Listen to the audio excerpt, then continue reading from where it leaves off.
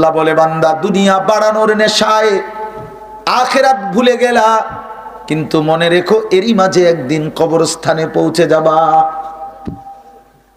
ঠিকই একদিন কবরস্থানে চলে আসবা।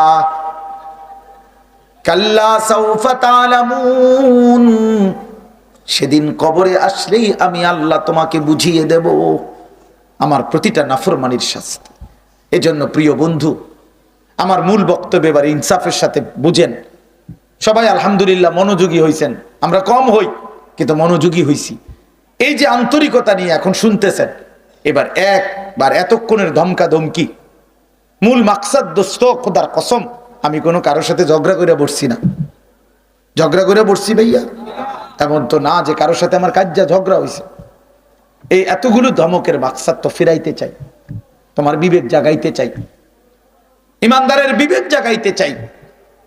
এই জন্য